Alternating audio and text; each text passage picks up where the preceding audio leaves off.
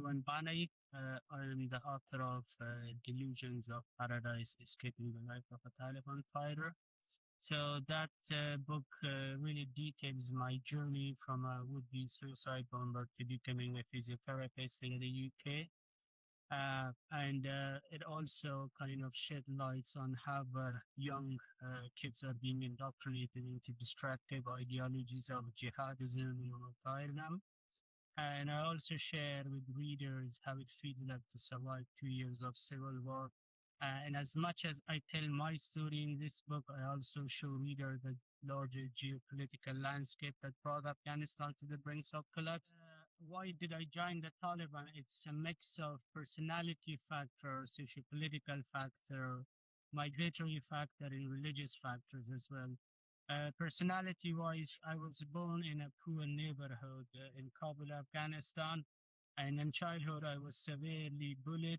I was more of a sensitive and bookish kid, and I couldn't stand up to bullies. Even my father, taunted me for cowardice and he beat me as well because I needed to, stand up to bullies, which was a hard expectation kind of enforced on me at that time.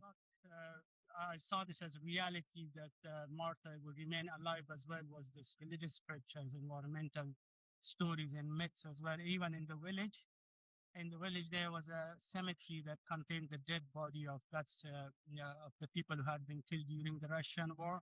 Whenever the villager walked past that cemetery, they would knock on the gravestone and they would say, "Congratulations, Islam have become victorious and we have defeated the Russia." And I was finding it really fascinating.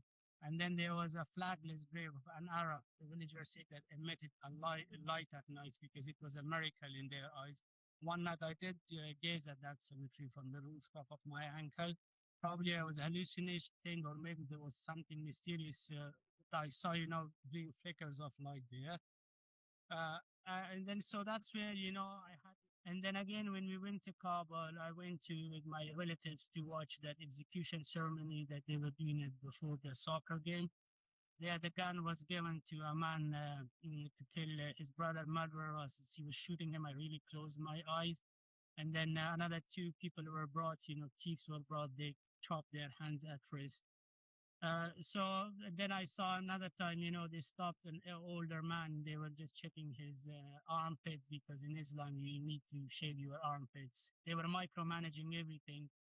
And then when I'm from Kabul, then I was going to my cousin to my Donshar, my hat, the wind blew off my hat.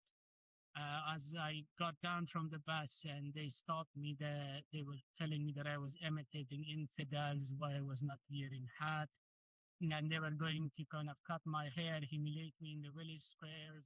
That was too much for me. But then as soon as they learned that I had connection with my cousin, because he was really known in the village, they left me alone, but their mentality was really tied to 7th century Saudi Arabia. Basically, it's just something called religious psychosis.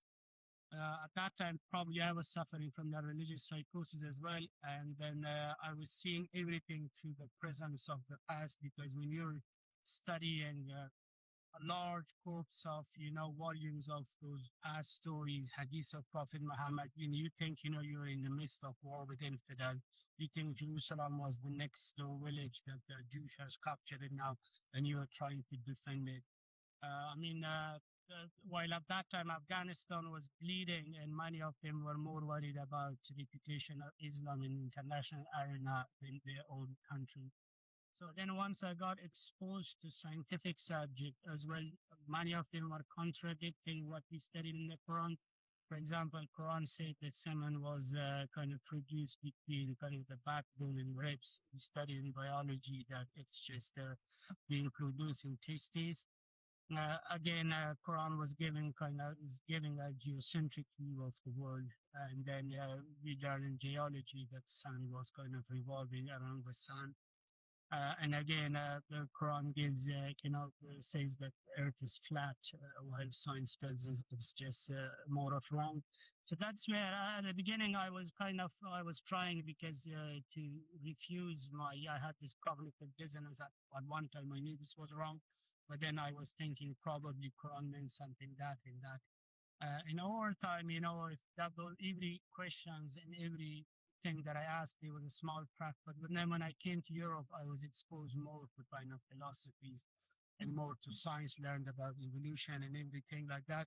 So that's where, from that I concluded that Quran was just a man-made story. It could not come from a divine source who had created this world. Otherwise, it would have not been infallible. It is. I really don't know. The only hope is I think you cannot eradicate extremism with dropping kind of bombs and use of force. You can do this only through educations. I think I changed because I was exposed to different education and different worldviews. And I think uh, the only my hope is that over time, some of the Taliban they become more moderate and they marginalize the radicals, and that could just provide a space for more secular Afghan as well to kind of decide in the future of the country.